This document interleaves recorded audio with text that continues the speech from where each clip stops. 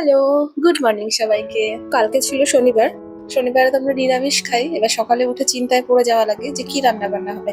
মাছ মাংস থাকলে তো মাছ মাংস, ধরুন মাছের তরকারি, মাংস রান্না করাই যায়, কিন্তু নিরামিষ যে কি খাবো, কি রান্না করবো সেটা নিয়ে চিন্তায় পড়ি। তো যাই হোক, আজকে করেছিলাম মুগ ডাল। মুগ ডালটা আমি ভালোভাবে ভেজে প্রেসার কুকারে 2টো সিটি দিয়ে নিয়ে আমি নামিয়ে নিয়েছিলাম।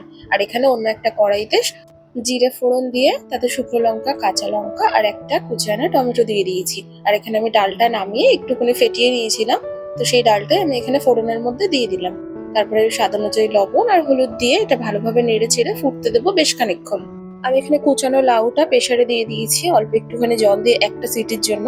এখন যত গ্যাস কম পোড়ানো যায় ততই ভালো। এই জন্য আমি বেশিরভাগ জিনিসই প্রেসারে দিয়ে সিটি মেরে নিচ্ছি। তো যাই হোক, আমার ডালটা এখানে হয়ে গেছে। আর এখানে আমি আরো একটা তরকারি করে নিয়েছিলাম, সেটা হলো সর্ষে বাটা দিয়ে আলু সজনের ডাঁটা। তো এই রেসিপিটা আমি অন্য একটা ভিডিওতে দিয়ে দেবো। আর যাই হোক, এই যে ডালটা আমি নামিয়ে নিলাম, খেতেও সুন্দর হয়েছিল, দেখতেও মোটামুটি কালারফুলই হয়েছিল। আর এখানে আমার এই যে একটা সিটি পড়ে গেছে লাউয়ে।